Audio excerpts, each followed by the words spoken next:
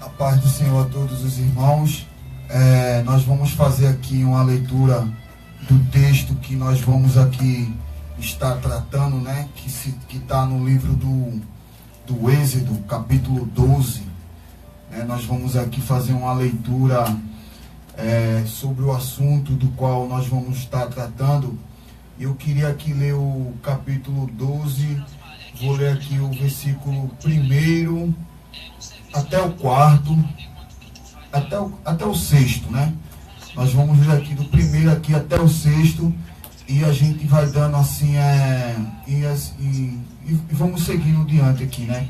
Que diz assim, ó: disse o Senhor, você que está aí em casa, vocês podem também aí estar acompanhando esse estudo, que vai ser de uma grande valia, né? Vai ser de uma grande importância, né? Caso você esteja com dúvida, pode ligar aqui para a rádio, né? Na medida do possível, nós vamos aí estar tirando a sua dúvida. Mas o capítulo 12 de Êxodo, né? O qual nós vamos falar aqui, diz assim: disse o Senhor a Moisés e a Arão na terra do Egito: este mês vos será o principal dos meses, será o primeiro mês do ano. Falai a toda a congregação, dizendo: aos 10 deste mês, cada um tomará para si um cordeiro, segundo a casa dos pais, um cordeiro para cada família. Mas se a família for pequena para um cordeiro, então convidará ele seu vizinho mais próximo, conforme o número das almas, conforme o que cada um puder comer. Por aí calcule quanto bastem para o cordeiro. O cordeiro será sem defeito, macho de 1 ano, e poderei tomar um cordeiro ou um cabrito, e o guardarei até o 14º dia deste mês, e todo o ajuntamento da congregação de Israel imolará no crepúsculo da tarde. Aí diz aqui o 7: tomarão do sangue e porão em ambas as obreiras e nas vergas da porta, nas casas em que o comeres. Naquela noite comerão carne assada no fogo, com pão ázimo e ervas amargas comerão. Amém? Nós vamos aqui começar aqui esse breve aqui estudo que nós vamos estar fazendo, né? Sabemos que a festa da Páscoa ela é a primeira das 7 grandes comemorações sagradas, né, que está ali para os judeus, no mês Nissan, não é verdade? Entre abril e março, né? Que é o mês Nissan, é uma data muito assim importante. Eu estava lendo alguns materiais e nesse mês Nissan do mês 14 aconteceram muitas coisas importantes, inclusive a primeira Páscoa, a qual foi feita ali no Egito. Eu vou fazer aqui uma pergunta aqui para o nosso irmão Paulo, né, e também ela vai se estender ao diácono Josemar. O professor Paulo, o que é que nós poderemos tirar de proveito da Páscoa? Qual é o simbolismo, tanto para os cristãos como os judeus? O que é que nós aprendemos? Qual é o sentido que tem a Páscoa? Muito bem, professor Tony. Esse tema é um tema bastante relevante dentro das Sagradas Escrituras, porque ele envolve não somente a comunidade judaica, mas também a comunidade cristã, no que diz respeito a esta celebração, né? Celebração da Páscoa. Hoje a gente pode falar também um pouco acerca do contexto atual da Páscoa, né? Que está um pouco distorcido da realidade bíblica, né? Onde são inseridos alguns personagens, e a Páscoa tornou-se um evento comercial, né? Para se vender vários produtos, inclusive até a gente fala da encenação, né? Que é uma encenação que visa teatral, né? Que visa retratar o sofrimento de Cristo lá na cruz do Calvário, a morte, né? A Páscoa. Porque essa semana é a semana que é chamada a Semana da Paixão de Cristo, né? E antes de falarmos propriamente da Páscoa, nós devemos falar também das festas que eram celebradas em Israel. O senhor citou pelo menos algumas festas, e 7 festas eram observadas dentro da comunidade judaica durante o ano. Dentre elas, a principal, que como o senhor mesmo citou, era a festa da Páscoa, a festa dos pães asmos, a festa das primícias, a festa de Pentecostes, tinha também a festa das trombetas, a festa do dia da expiação e a festa dos tabernáculos. Então, as festividades dentro da comunidade judaica, ela era muito rica em termos não somente simbólicos, figurativos, relacionado a montar uma plataforma para a chegada de Cristo, mas também elas eram representativas no que diz respeito ao contexto histórico, né? Envolvia acontecimentos dentro da comunidade judaica. Em especial, a gente vai falar da Páscoa e vamos retratar o simbolismo da Páscoa, retratando a pessoa de Jesus Cristo de Nazaré. Então, em Levítico capítulo 23, versículo 4, o Senhor fala ao povo de Israel dizendo: estas são as festas do Senhor, as santas convocações que proclamareis no tempo determinado. Existiam pelo menos três festas principais dentro da comunidade judaica. E o Senhor ordenou que fossem observados 3 períodos de festas, todos os anos pelos filhos de Israel. E o texto aqui ainda diz: 3 vezes no ano me celebrareis uma festa. A festa dos pães asmos, a festa da Páscoa, guardareis. 7 dias comerás pães asmos, como tenho ordenado, ao tempo apontado do mês de Abibe, porque nele saíste do Egito, ninguém apareça vazio perante mim. Essa é a festa da Páscoa, né? Essa festa da Páscoa, ela tem um rico simbolismo.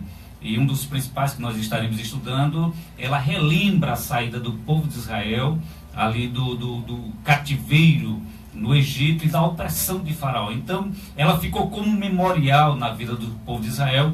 E até os dias de hoje, esta festa ela é celebrada. Além da festa da Páscoa, existe a festa das colheitas, ou festa de Pentecoste, que era a festa da colheita dos primeiros frutos do trabalho, disse o Senhor, que houveres, colherás no seu tempo.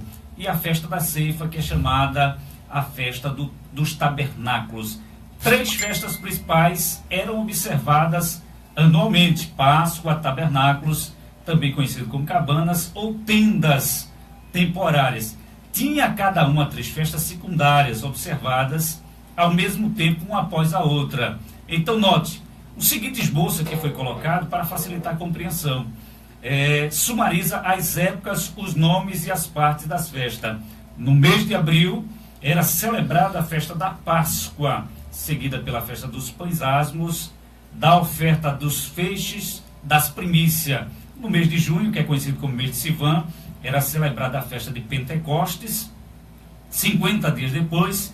E no mês de setembro, outubro, Etanim, tabernáculos, que era precedida por trombetas, e o dia de Pentecostes. Então, isso é um contexto histórico acerca das festas do povo de Israel, essas 7 festas que eram celebradas, que tinham como memorial marcar alguns acontecimentos que foram registrados dentro da vida do povo de Israel. Nosso diácono Josimar. O nosso professor Paulo trouxe uma explicação bastante rica, né, em informação sobre o contexto da Páscoa, né, porque a Páscoa, como eu vou usar algumas palavras que ele falou, que como ele aqui citou bem, né, ela mudou muito do princípio em que aconteceu, né, quando Moisés estabeleceu a Páscoa, né, que ela marcava a saída do povo de Deus, né, que era pular aquela marca que era o sangue do cordeiro que Moisés ele coloca na porta, ali na vaga das portas, para que houvesse o livramento para os filhos de Israel, né? E eles comemoravam esse acontecimento a cada ano, que o principal mês no calendário judaico, que é um calendário lunar, né, não um calendário solar, ele retrata o começo de cada ano, né, na Páscoa, seria o principal mês do ano, né? Ou seja, era uma passagem. Aí, depois, no decorrer do tempo, os rabinos, os doutores da lei da época, eles trouxeram a Páscoa, eles fizeram, né, construíram uma liturgia nessa celebração da Páscoa muito mais ainda afetiva para os judeus da época, porque eles criaram, aparece na tradição rabínica da época, aparece agora os cálices, né, que eram tomados, que Jesus, ele toma esses cálices, né? A Bíblia relata, não aparece no Novo Testamento, nem no Antigo, os nomes de cada cálice especificamente, mas na literatura judaica se celebrava com esses cálices, né? Que era o primeiro cálice, que era a santificação, né? Que simbolizava para eles a santificação. Depois vinha o segundo, que era o cálice do juízo, né? Depois vinha o terceiro, que era o cálice da redenção. E o último seria o cálice, redenção ou aliança, e o último seria o cálice da bênção que eles tomavam. Então, nesse ambiente religioso, nessa celebração que acontecia entre os cristãos, os judeus da época de Jesus, a Páscoa, quando passa da Páscoa, do Pessar, né, que era a Páscoa, para o Seder, que é a ceia, né, a celebração da ceia, exatamente. Então, a Páscoa, ela perde ali, no cristianismo não se celebrava a Páscoa como os judeus celebravam 100%, né? E como Paulo frisou aqui, depois a Páscoa ela ganhou um ambiente, depois que o sincretismo religioso foi entrando, e principalmente pelos padres, né, assim, que vieram a trazer algumas inovações. E hoje a Páscoa, hoje no cristianismo, né, hoje não os cristãos, porque nós os cristãos não comemoramos a Páscoa em uma liturgia voltada especificamente para a cerimônia da Páscoa, né? Não existe hoje na igreja, existe sim as pregações, os ensinamentos, mas não existe aquela devoção, né, na liturgia dos judeus, né? E a Páscoa, ela passou a ter outros símbolos totalmente, digamos, fora dos princípios bíblicos. Então, o que para o cristão, para nós cristãos que somos, né, somos apologistas da palavra, na época de Jesus tinha toda uma preparação, uma santificação, né? O cálice simbolizava a santificação, a preparação. Aí, por isso que quando nós celebramos a ceia, né, estamos no culto de ceia, a gente lembrar da morte do Senhor até que Ele venha, que o último cálice que os judeus tomavam, o quarto cálice, era o cálice da bênção, né? Então, quando nós estamos na congregação celebrando a Páscoa, a gente estamos celebrando a ceia, mas foi substituído, né, no decorrer do tempo, né? Para os cristãos, eles celebram a ceia, né, em vez de celebrar a Páscoa na liturgia. Então, o que vem para o cristianismo hoje, né, seria esse processo de santificação até chegar à bênção, né? E isso seria um grande exemplo, seria podemos dizer assim, um memorial para a nossa vida, porque nós cristãos, né, lembramos de Jesus, né, e especificamente no dia da ceia, mas traz todo esse memorial para os seguidores de Jesus, né, a celebração da Páscoa como instituição nas Sagradas Escrituras. Eu estava estudando sobre a questão da Páscoa, e o livro que eu estava estudando, que é um livro que falava das festas, né? Ele destaca a Páscoa claramente como uma festa sobre a salvação e o sacrifício do Cordeiro, né? Verdade. E quando quando nós vemos esse termo usado na Bíblia, Cordeiro, nós lembramos de Cristo, né? Que Apocalipse 13:8 diz que o Cordeiro foi sacrificado desde a fundação do mundo. Então, assim, já havia um caminho, né? Cristo, ele já era simbolizado, porque se a gente lê, né, o capítulo 12 de Êxodo, a gente vai ver que as ombreiras, né, que era a ombreira, né, das portas das casas das pessoas, aqui tivesse passado ali o sangue, o anjo da morte, ele não entraria, né, ele pulava. Então, para os judeus, né, naquele momento, era uma festa de libertação e salvação, como também é para nós cristãos, né? Mas só que hoje a Páscoa, como bem frisou o senhor Josimar, ela perdeu o sentido de Cristo, né? Hoje há um grande comércio de peixes e ovos, né, de chocolate. Isso está enraizado dentro da cultura. Eu estou falando hoje para um cristão que não pode comer peixe nessa data é um pouco complicado, né, professor? Verdade. É a mesma coisa de falar que não pode comer milho no São João. É verdade. Então, a gente vê que há, como disse o professor Josmar, todo um sincretismo religioso que foi incorporado, né, a essa festividade. Mas, quando nós olhamos para o contexto bíblico, histórico, a gente vai perceber qual o real sentido da Páscoa, né? E nós queremos destacar pelo menos alguns aspectos relacionados a essas festas que eram celebradas dentro da comunidade judaica. E as festas elas eram celebradas em memória daquilo que Deus já fez.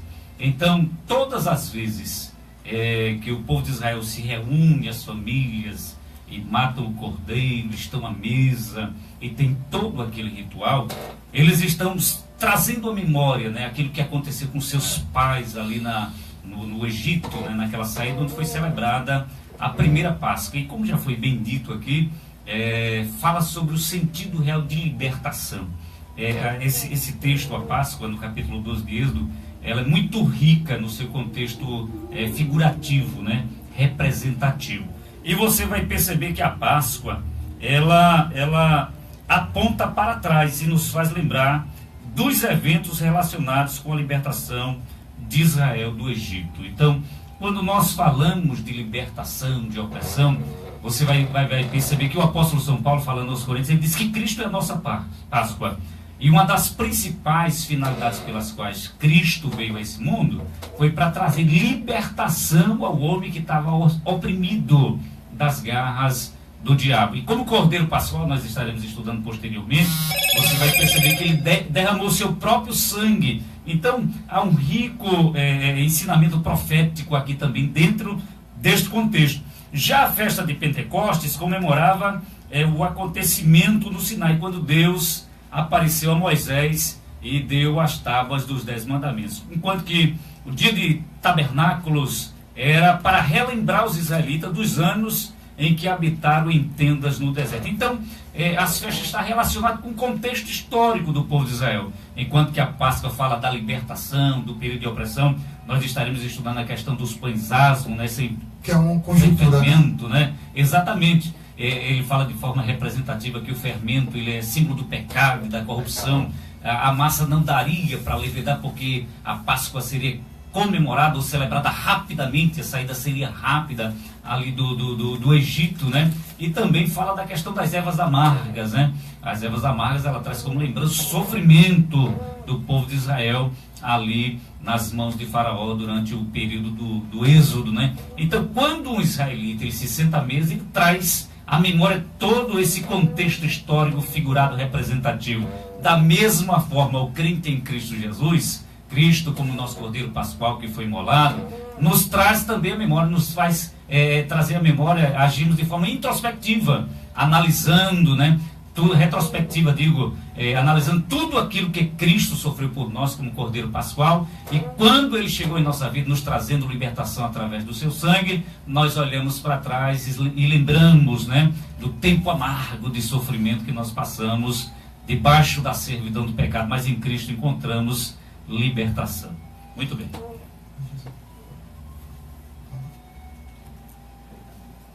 Sobre a Páscoa, o simbolismo.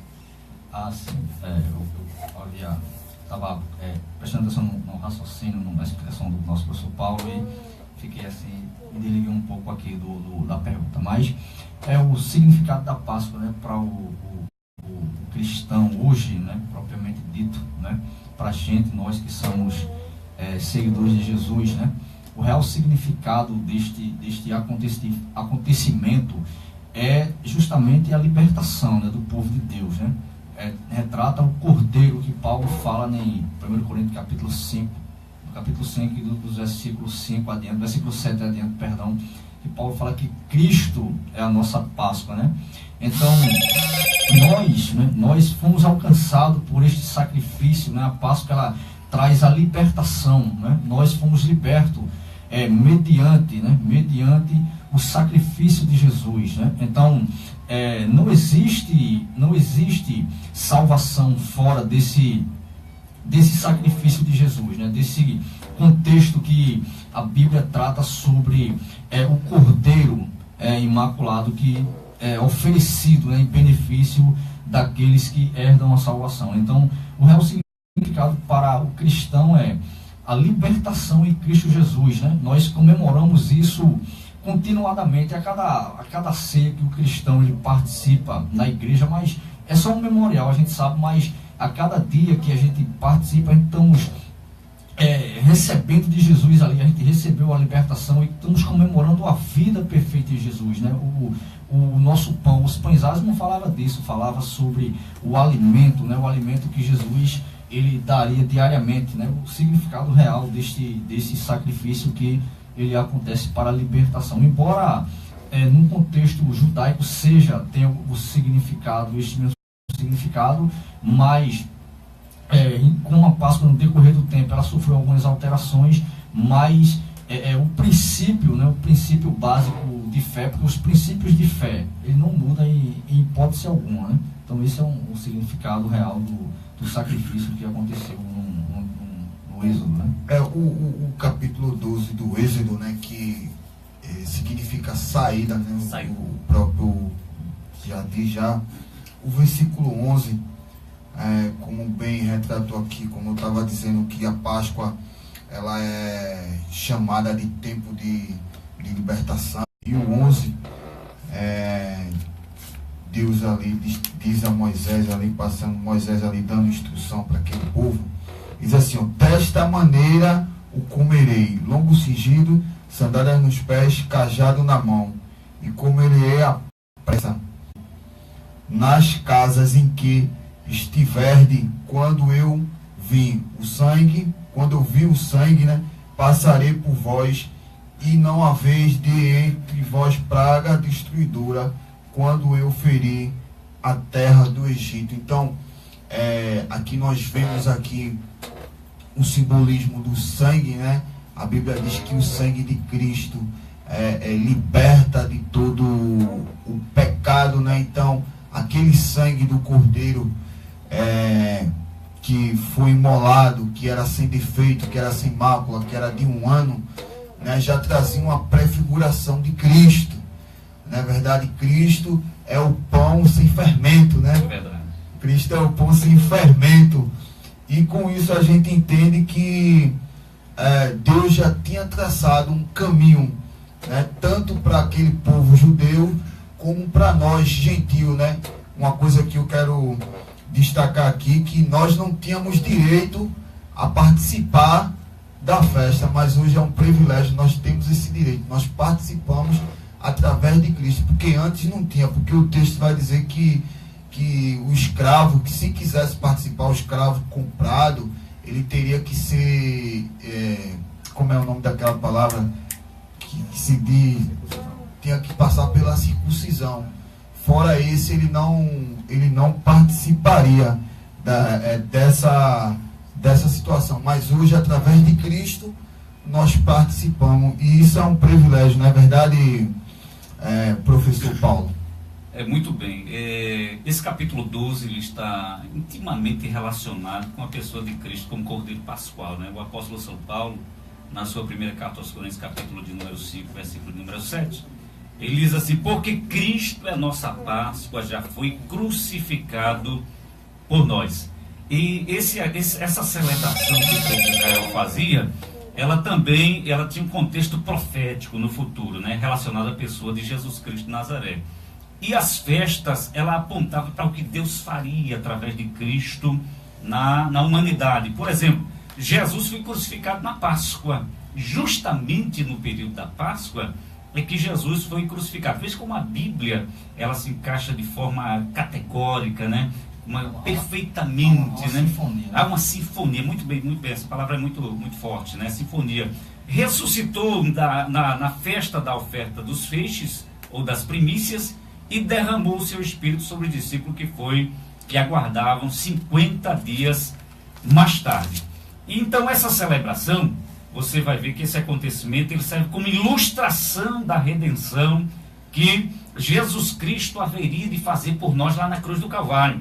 Quando o João está batizando ali nas águas do Rio Jordão, no capítulo de número 1, versículo de número 29, ele reconhece Cristo como Cordeiro Pascual. Quando Cristo vem surgindo, ele aponta no meio da multidão, ele exclama dizendo: eis o Cordeiro de Deus que tira o pecado do mundo. Então o Cordeiro, ele tem o seu aspecto vicário, substitutivo, o aspecto da expiação, né, que retira através do seu sangue o pecado. Então existe o contexto histórico, como nós já falamos, desde que o povo de Israel saiu do Egito, cerca de 1445 a.C., e o povo hebreu celebra a Páscoa todos os anos, ficou como um memorial na vida do povo de Israel, retratando, e é um momento onde eles se reúnem para lembrar o livramento lá do Egito, no Êxodo, mas também eles reafirmam a história para os filhos, né, para a família que estão ali reunidos sobre a mesa. Então Deus mandou um anjo destruidor, haveria de mandar,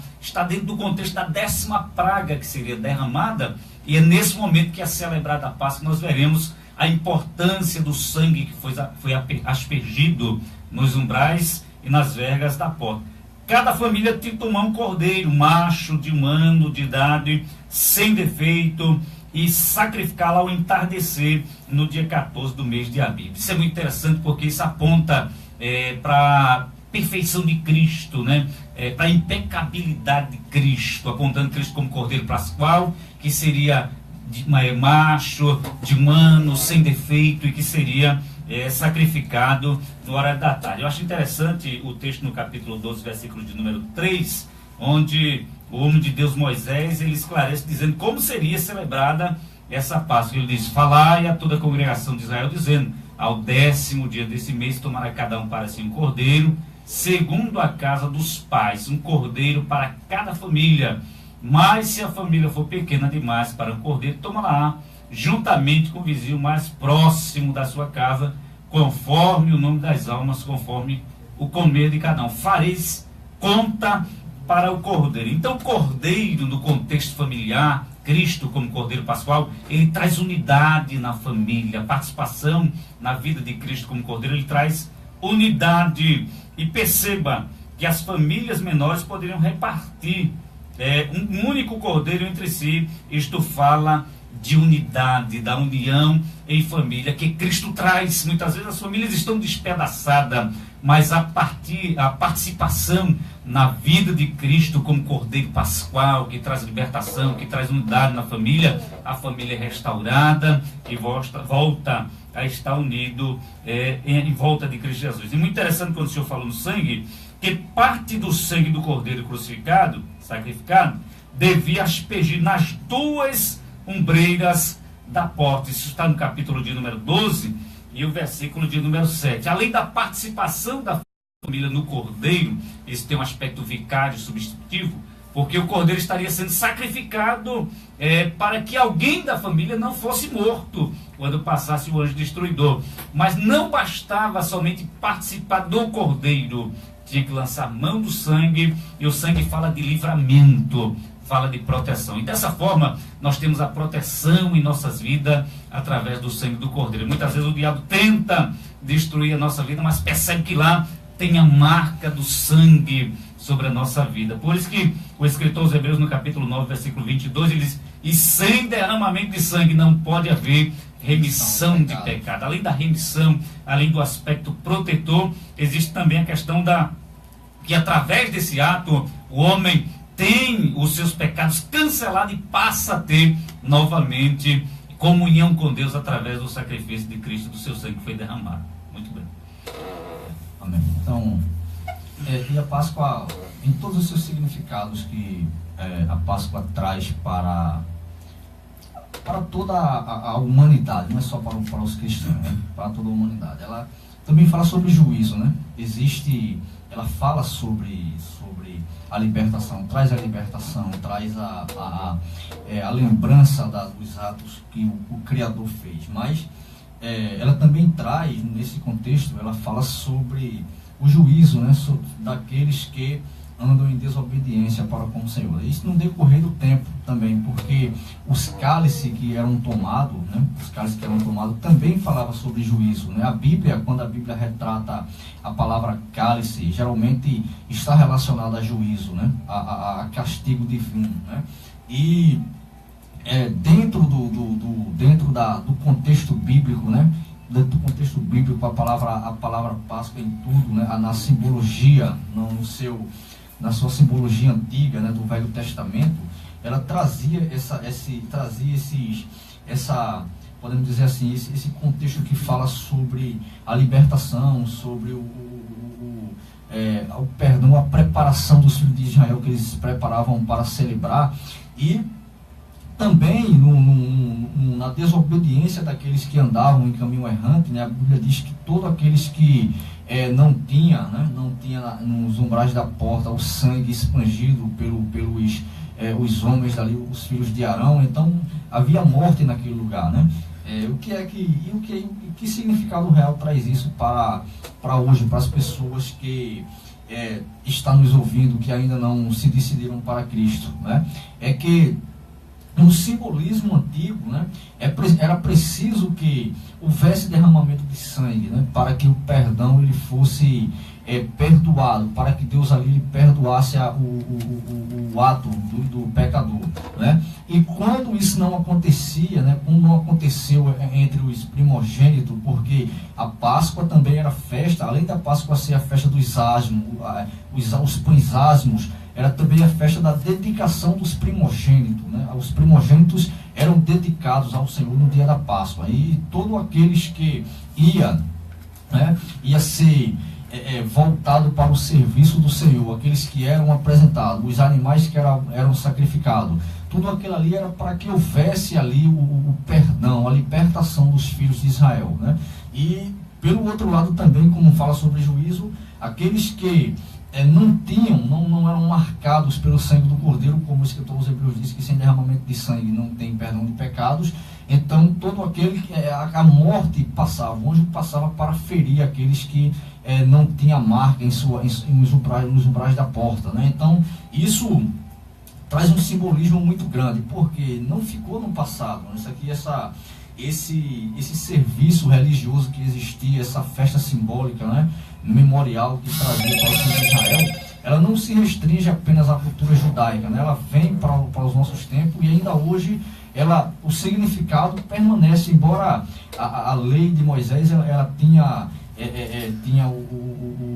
a parte civil, moral e cerimonial, mas ainda permanece a questão moral, os ensinamentos da palavra de Deus ainda permanece de pé, e Jesus continua trazendo salvação, né? Ele, como Cordeiro Pascual, o Cordeiro era justamente para isso, para que fosse perdoado o pecado daquele que transgrediu. Então Paulo disse: Cristo é o nosso Cordeiro Pascual, né? Também traz a salvação e traz juízo para aqueles que não aceitam o sacrifício de Jesus.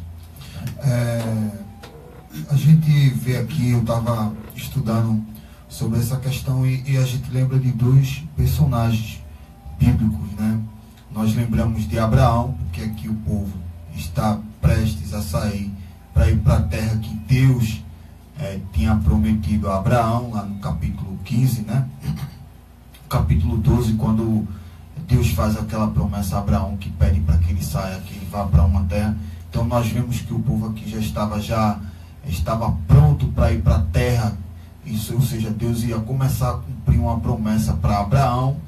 A gente vê também José lá no Egito, quando ele está prestes a morrer, ele diz que Deus iria visitar o povo, e que quando Deus viesse, que tirasse o povo dali do Egito, levasse consigo os seus ossos. E também a gente vê a importância dessa festa. Por exemplo, a primeira festa que foi celebrada, né?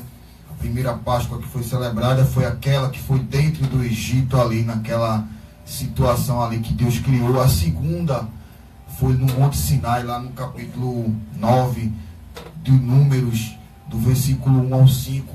A gente já vê ali o povo judeu fazendo ali a segunda celebração. A terceira foi Josué, né? Josué, ele também celebra a festa quando ele entra na terra prometida. Aí a gente já vê Deus cumprindo uma promessa que tinha feito a Abraão, né? Então nós vemos aqui o rei Ezequias também, quando fez a restituição do templo. Ezequias, a primeira coisa que faz é celebrar a Páscoa, né? Está lá em 2 Crônicas, capítulo 30, do 1 ao 27, nós vemos essa história. Também o rei Josias, também ele celebra a Páscoa quando ele acha o livro, né? Quando ele acha o livro ali, ele também, a primeira coisa que eles fazem é celebrar a Páscoa. Esdras também celebrou a Páscoa quando Zorobabel estava construindo o templo. Então você vê que a Páscoa era um memorial de suma importância. Tanto é que, veja que interessante, no Seder, né, a palavra Seder significa a organização do culto, né, o filho caçula perguntava para o pai o que era aquilo, e o pai tinha a responsabilidade de narrar a história para o filho. Exatamente. Então isso aí fala também conosco que nós devemos, né, dentro de casa, ensinar nossos filhos a palavra de Deus, né, o culto familiar, aquela coisa que está lá em Deuteronômio, capítulo 6, que ensina teu filho deitado, sentado, dormindo pela beira do caminho. Então é algo de suma importância, tanto para aquele povo, como hoje eles estão comemorando, né, como também para a família, né? É uma festa família. Não é verdade, professor? É verdade. Então, falando ainda desse contexto, né, sobre a Páscoa, sobre o importante, falamos do Cordeiro, uma Páscoa seria celebrada, e o texto ainda disse que o Cordeiro seria imolado no horário da tarde. Ela é muito rica em termos simbólicos, apontando para Cristo como Cordeiro Pascual, né? E deveria ser comido com pães árduos. Nós falamos aqui da questão dos pães árduos, das ervas amargas, que o pão sem fermento, símbolo, é o pão com fermento, né? Que é símbolo da fermento, é símbolo da corrupção e do mal. E não daria tempo esperar a massa levedar, né? Porque seria uma saída muito rápida que Deus estaria proporcionando ali o livramento para o povo de Israel. É hoje, né? É hoje, exatamente. Isso aponta para um contexto profético acerca do arrebatamento da igreja. E as ervas amargas, ela tipifica os tempos de escravidão, de jugo, né? De opressão que o povo passou ali no Egito, debaixo das mãos de Faraó. Então, com Cristo, a nossa paz, nós também trazemos à memória o período de corrupção que nós vivemos no mundo, né? Corrupção da massa, apontando para o corpo, e também a questão do sofrimento, né? O quanto nós sofrimos debaixo do jugo do pecado. E a Páscoa fala de mudança de tempo, mudança de momento, de circunstância. O povo de Israel iria passar a viver um outro momento. O senhor bem destacou que o termo Páscoa aqui significa pensar, pular além da marca.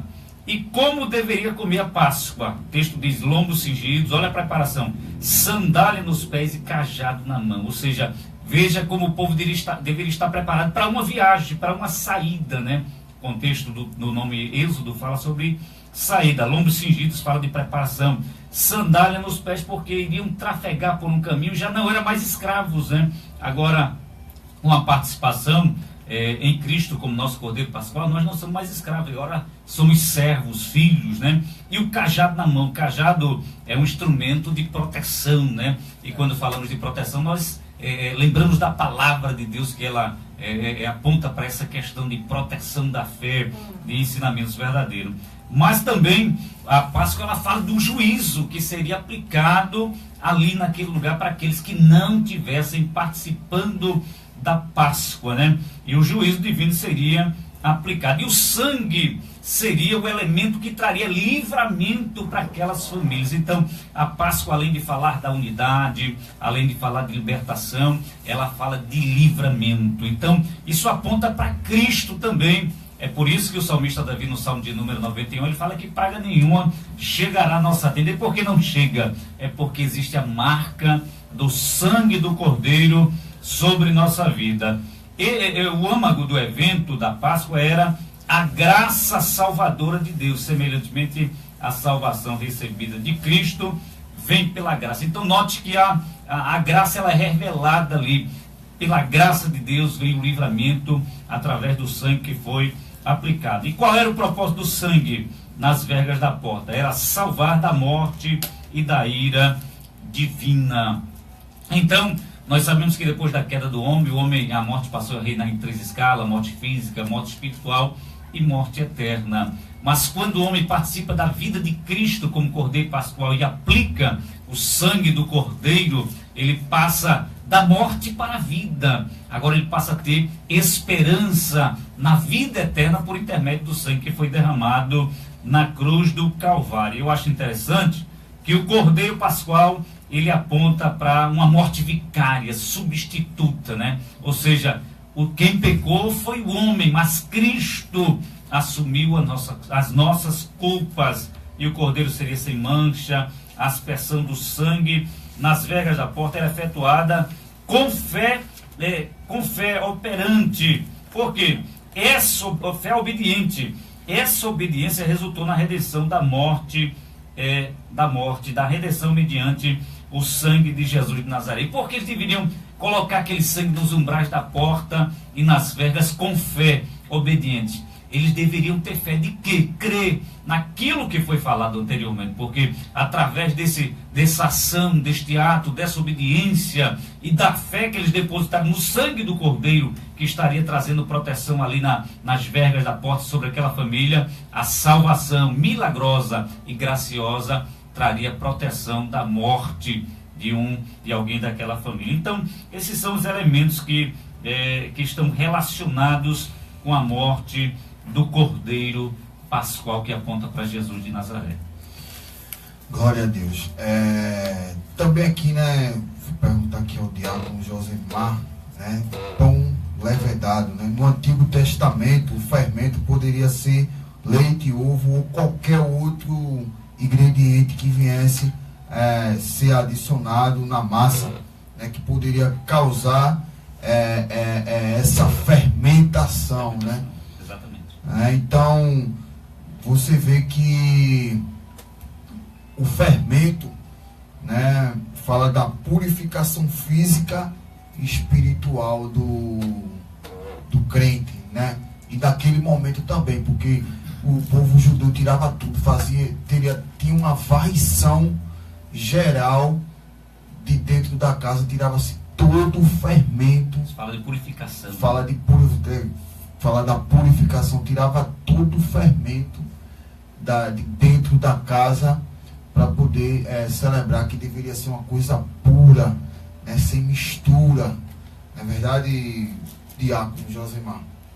É verdade. Aqui no contexto, aqui no capítulo 5 da carta de Paulo aos Coríntios, onde Paulo está tratando sobre a impureza de alguns cristãos da igreja, na congregação, né? O versículo 7 diz assim: lançai fora o fermento, para que sejais, lançai fora o velho fermento, para que sejais uma nova massa, como sois de fato, sem fermento. Pois também Cristo, nosso Cordeiro Pascual, foi imolado, né?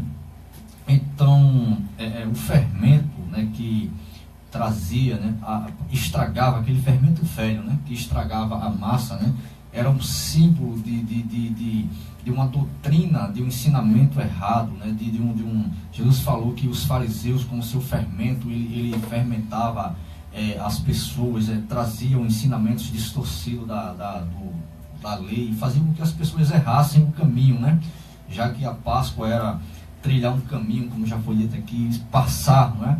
Então, quando a pessoa, né, o cristão, ele começa a levedar, né? Levedar é quando a massa ela começa a ficar estragada, é misturar a massa e ela começa a se estragar. Então, os judeus tinham o costume, né, quando eles faziam os seus bolos, né, tinham o costume, até hoje, eu já não trabalhei em padaria, mas já estive dentro de padaria fazendo serviço de pedreiro e tal, e aqueles padeiros têm o costume de pegar bolos e pau e mistura para fazer outra massa e preparar, né? Os judeus tinham esse costume de preparar, de guardar uma massa para poder fazer um novo bolo, né? E Jesus, o apóstolo Paulo, disse assim: olha, lançai fora o fermento velho. Por quê? Porque ia estragar, né? Não ia fazer aquele bolo bem feito, né? E o judeu, e Paulo falou isso aqui, eles sabiam o que Paulo estava dizendo. E hoje as falsas doutrinas, até o Dr. Roger, ele traz um ensinamento, ele traz uma filosofia que ele diz que nenhum caminho, ele diz assim, nenhum caminho jamais levou tanto homens para o inferno como o caminho da falsa doutrina. Ele diz assim, ele conclui dizendo, o falso ensinamento é uma venda para os olhos e uma capa para a consciência, né? Então veja o argumento de um cara, um dos homens mais estudiosos da palavra do século XVIII, né? E o fermento fazia isso, estragava a massa, né? E da mesma forma, Paulo ele teve muita precaução com a igreja para que aqueles cristãos daquela época eles não vivessem fora do contexto bíblico, né? Que eles pesquisassem bem, que eles vivessem, né, a realidade do evangelho pautado na palavra, nos ensinamentos da palavra de Deus, porque quando o cristão começa a trazer subterfúgios, alguns argumentos fora da Bíblia, ele vai levedar e daqui a pouco o camarada está totalmente fora dos padrões bíblicos que a Bíblia assim, ela traz como ética moral para o cristão, né? É verdade, graças a Deus. E o irmão Paulo, o professor Paulo, e João capítulo 6, o verso 22, ele vai tratar de pão, né? E vai dizer que Jesus é o pão da vida, é o pão sem mistura, né? Aquele pão puro, né? E é isso que nós temos que ter em mente, que Jesus assim é o pão da vida, né? Ele nos dá vida, né? É verdade. Essa questão do pão, da massa sem fermento, ela tem um rico simbolismo espiritual, né? Aplicado. O próprio Jesus, ele disse que é o pão da vida, né? Então, na participação da Páscoa também, o cordeiro, as famílias se alimentavam do cordeiro, e isso trazia fortalecimento para eles seguirem na caminhada que estaria proposta até que eles viessem a chegar na terra de Canaã. Eles enfrentariam todo um deserto, então teria que ter participação. Isso tem uma aplicação espiritual, né? Jesus, como pão da vida, ele fortalece o cristão para que ele possa estar bem, para prosseguir na sua jornada cristã aqui na terra. Então, a palavra também ela é aplicada de forma simbólica como pão que alimenta a alma, né? O próprio Jesus, no capítulo de número 4 de Mateus, ele diz que nem só de pão viverá o homem, mas de toda palavra que sai da boca do Senhor. Então, ainda falando sobre esse contexto, pão, ervas amargas, sandálias nos pés, cajado na mão, existe uma questão do juízo divino que foi aplicado. Então isso é muito sério, né? Isso traz uma reflexão para nós olharmos para frente também, porque a ira divina ela recairá sobre a terra um dia, né? E vai começar por dentro de casa, né? E vai começar por dentro de casa, muitas vezes começa, né? Então, mas eu falo de um contexto a nível de arrebatamento da igreja. Então, quando a igreja for arrebatada, vai viver um mundo aqui em desespero. Mas aqueles que tiverem a marca do sangue receberão o livramento e estarão com Cristo na eternidade. Então, o âmago do evento da festa é a graça salvadora. Então, isso foi um ato gracioso da parte de Deus, aquela festa, e o livramento que trouxe para o povo de Israel, através daquele simbolismo da participação do cordeiro e através do sangue que foi aspergido ali sobre os umbrais da porta. Muito bem. Graças a Deus, nós vamos aqui para um intervalo, né? O assunto está tão bom que já se foi 1 hora, né? Então vamos aqui para o intervalo e eu vou pedir aqui para Ambrósio, não, deixar para o final o louvor, né? Então vamos aí para o intervalo comercial. Agora você pode ouvir a Rádio Daquela FM via internet. Então a gente vai falar agora só sobre o CEDER, né, que é a organização do culto. E aqui a gente vai, se der para falar, a gente fala. Aqui eu trouxe para falar sobre Muito bom.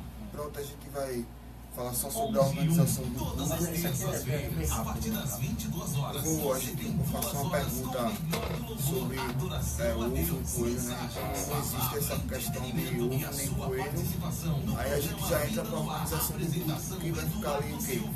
Meia hora para tu trazer a palavra. Esse é um contexto pós-moderno, né, que foi aplicado à celebração da Páscoa, um contexto comercial. A gente fala sobre essa parte. Vou fazer aqui uma leitura rápida aqui, ó, que eu anotei aqui algumas coisas, só que não vai dar para falar. Sim. Mas eu vou falar só sobre aqui, ó, o Céder da Páscoa, né, que é o Haggadah, né, que é o livro de rituais que era lido né, pro garoto. Você vai estar ligando no telefone 011 96368 11. Eu achei que ia dar, mas não vai dar tempo não. Maravilha, tem muita coisa boa nesse trabalho. Falar nessa palavra de... Se você quer adquirir o nosso trabalho, ou fazer É 11h20, porque a gente vai falando, comentando aqui bem rápido para ter uma conclusão, Fechamento do assunto. fechamento do assunto. Pense em fazer segurança para festas, eventos e lojas. É com nosso irmão Deixa eu Jorge. terminar. Mas pode se levantar. Credibilidade. É com nosso irmão Jorge. Tá na live. Agora mesmo e marque uma visita. 85 99 Que ele vai pro 73 comercial, aí eu vou fechar O nosso irmão Jorge essa é um dos gravação nossos para separar e Faça só igualmente palavra. a ele. Abrace entendendo? essa Vai ficar só ideia. palavra, Esta vai obra ficar não duas pode gravações. parar.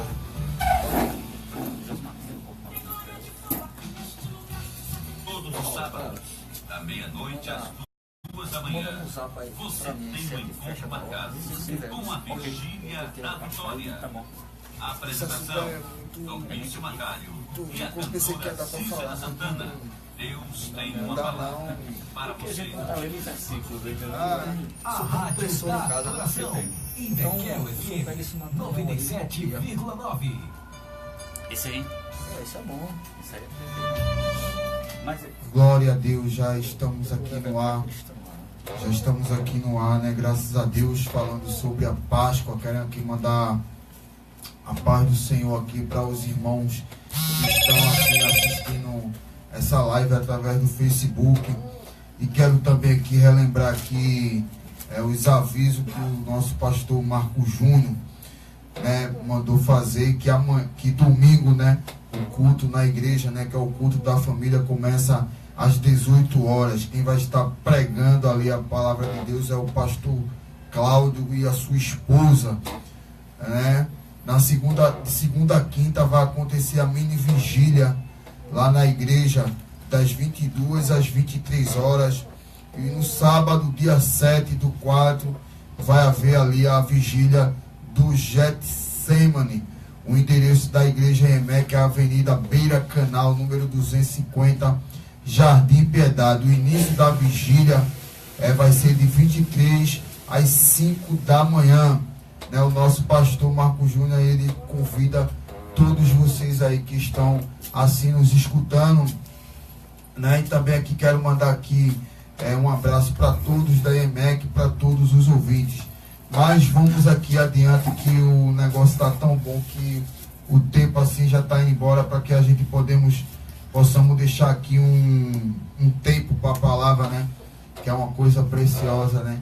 Tem que haver um tempo para a palavra, até porque, embora hoje em dia quase ninguém mais está dando aquele tempo necessário para o pregador assim esboçar, mas nós vamos falar agora, né, sobre essa questão aqui, para tirar vou aproveitar aqui e tirar algumas dúvidas nessa questão de onde veio essa questão do coelho, né, do ovo de Páscoa. Foi feito, eu disse, o judeu perguntou para mim, disse, olha, coelho dá ovo? Eu disse, não, porque meu colega aqui está perguntando.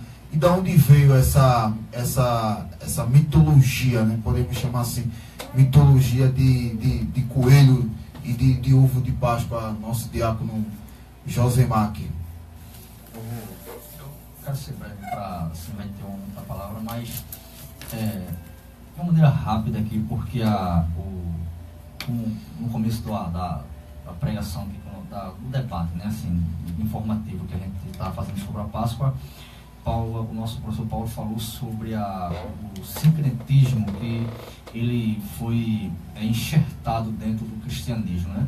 Depois de Constantino, no ano 325, quando Constantino assume a igreja e torna a igreja um órgão do Estado, se passaram a ter muitos mitos que foram implantados dentro do cristianismo, né?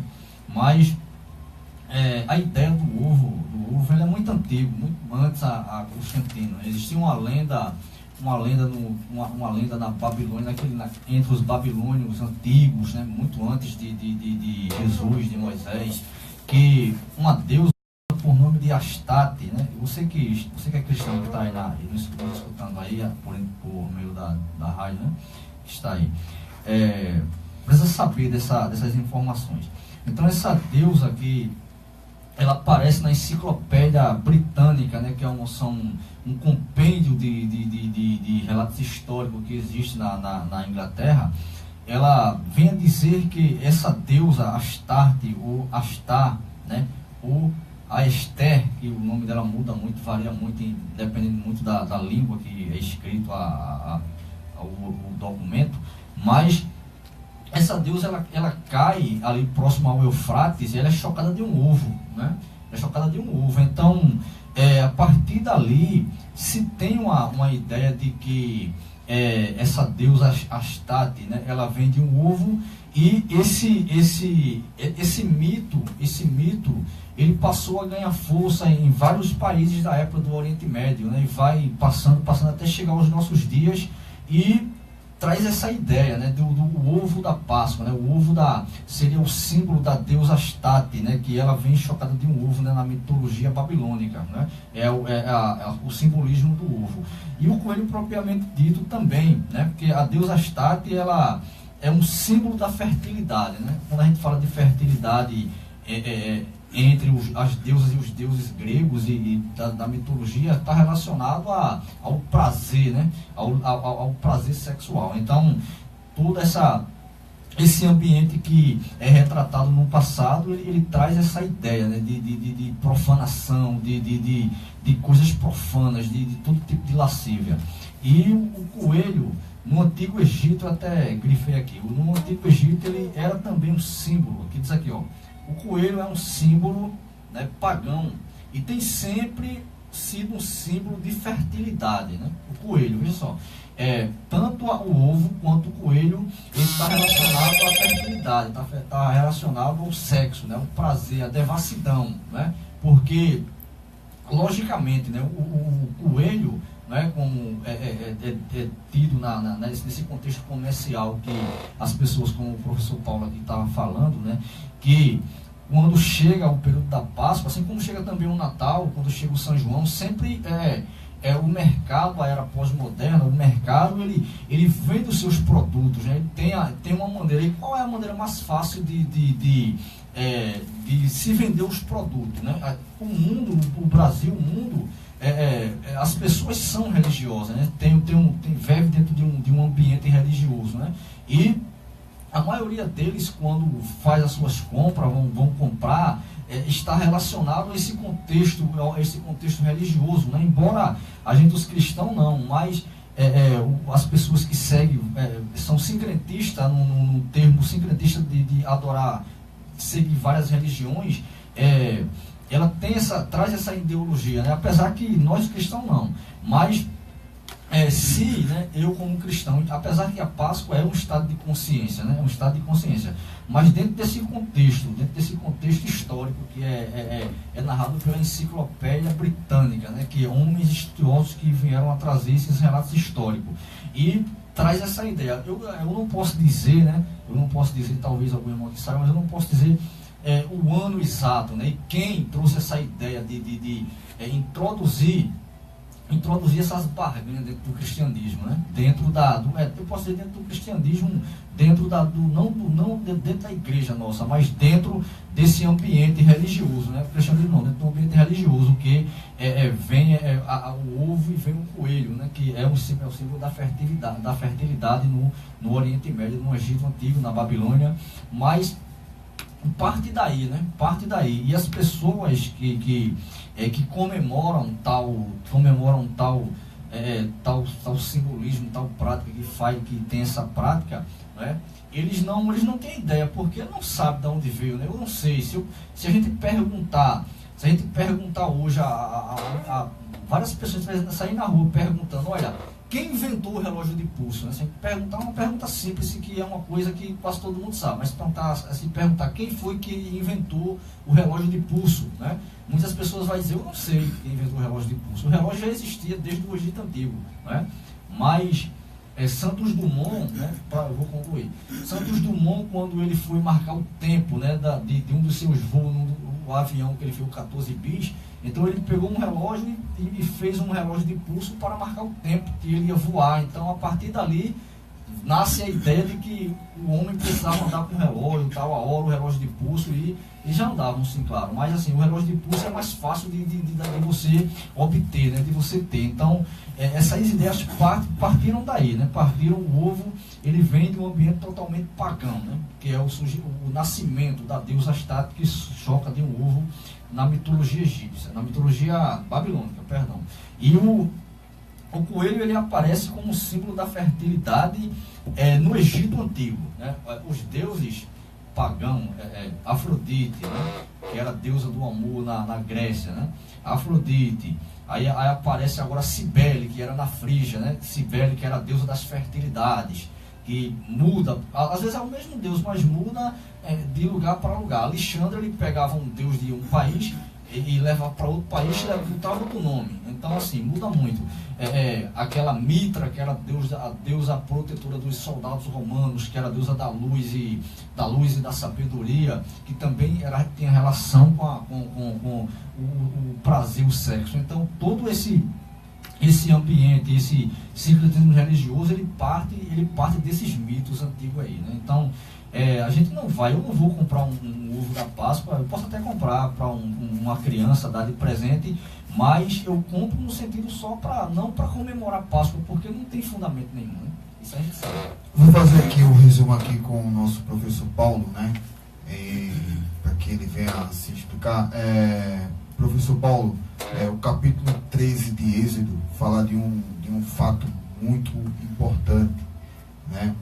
Que ele vai dizer assim, 13:8 de Êxodo, né? Eu vou fazer aqui um resumo para que o senhor venha aqui nos explicar aqui. O capítulo 13:8 do Êxodo diz assim, naquele mesmo dia contarás a teu filho, dizendo, isto é pelo que o Senhor me fez quando saía do Egito, e será como um sinal na tua mão e por memória entre teus olhos, para que a lei do Senhor esteja na tua boca, pois com mão forte o Senhor te tirou do Egito. O Seder, né, da Páscoa, eu estava pesquisando, né, falei aqui, o Seder significa contar, né? O Seder significa a ordem, né, que era para ser feita, né? E tinha assim um livro chamado Agadar, né, que é contar ou narrar. E nesse livro Agadar, né, ele vinha ensinando como era que tinha que seguir os rituais. E eu aqui, como o senhor já falou em outros momentos, né, na mesa do Seder, lá na hora lá do culto, lá tinha uma travessa com 5 elementos. Eu fui ler um livro, tinha mais do que isso aqui, né? Mas as principais que reportava tanto o pai quanto o filho, que perguntava ao pai. Aqueles 5 elementos, tinha o primeiro, né, era o osso da canela, que lembra o cordeiro sacrificado, né, na mesa, né? Tinha um ovo, lembrando a oferta dos peregrinos no templo, e é também um símbolo da ressurreição e uma nova vida, né? A vida surgindo de outra vida.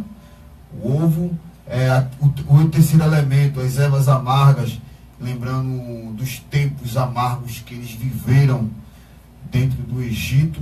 O quinto elemento, a salsa, né? Lembra o isopor, usado como broca, né? O pincel, usado nos umbrais das casas no Egito, e também um memorial das festas da primavera.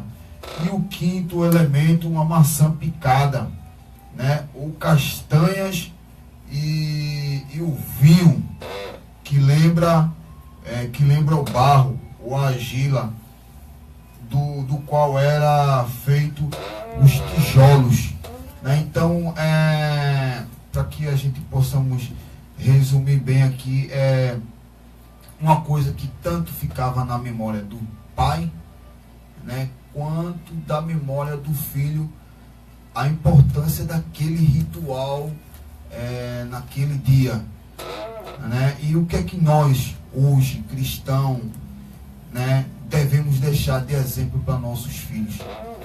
Muito bem, professor Tony. Eu estava atento, né, ao comentário que foi realizado aqui pelo nosso querido diácono Josimar sobre o contexto histórico, o contexto pós-moderno, né, da celebração da Páscoa, e também o contexto histórico aí, do surgimento, né, desses dois elementos aí. E nós percebemos algo muito importante aí, é o fato da substituição. Então há um perigo muito grande na celebração da Páscoa dentro desse contexto, porque no contexto social, no contexto comercial, em cada data extrair uma figura que possa representar, que possa marcar. Então isso está intimamente associado com essas figuras aí, nós vamos falar, figura representativa. Mas há um perigo muito grande das pessoas incorrerem na idolatria. E o chocolate, ele também é um elemento que traz o prazer, né, a satisfação, está relacionado a essas coisas também. Então é preciso conhecer os elementos que são utilizados e incorporados através desse sincretismo religioso, para a gente não perder o foco principal da festa, que é a morte do Cordeiro, que apontava para Cristo Jesus de Nazaré. Ficou como estatuto perpétuo para os pais a responsabilidade de recontar essa história, trazendo à memória o grande livramento que Deus operou na vida do povo de Israel quando retirava ali do Egito através dessa celebração da Páscoa. Então ela é muito rica em termos de figuras, de simbolismo, e os pais dentro da comunidade judaica, eles fazem muito uso do recurso das figuras, no sentido literal mesmo, eles se utilizam de algumas figuras. Existe a tradição oral, quando é passada as informações de pai para filho, mas existe a questão também do uso das figuras no sentido literal, né? Contar a história através das figuras que representaram o acontecimento no passado. Isso aponta não somente para o passado, mas aponta também para o futuro, sobre a pessoa de Cristo Nazaré, um futuro profético. Então, os pais agora tomaram essa responsabilidade de inculcar na memória dos filhos, através daqueles elementos que estavam incorporados à mesa, trazendo a história. Então isso fala de um contexto espiritual, não somente de um contexto histórico, mas também de um contexto espiritual. Isso está retratando a história do povo de Israel através do livramento na Páscoa, que é passar por cima, o livramento, a redenção, a proteção, e o envolvimento ali no Cordeiro Pascual, a participação das famílias. E note que através da Páscoa as famílias sempre estão inseridas. Então, através da morte de Cristo, através da celebração dentro de um contexto bíblico, as famílias se reúnem. E é neste momento que os pais têm a responsabilidade de contar o real significado da Páscoa, apontando para Cristo, o verdadeiro Cordeiro que morreu por nós ali, que foi sacrificado por nós ali na cruz do Calvário, para que através do derramamento do seu sangue pudesse trazer salvação e redenção para a vida humana. Graças a Deus. Nós vamos aqui pedir para o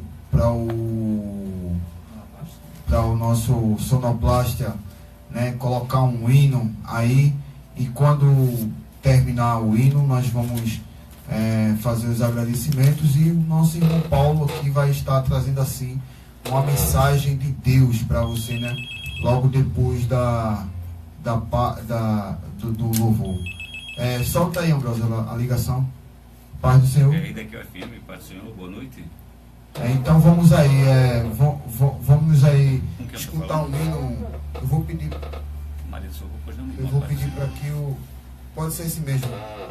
Você quer fazer um pedido de oração?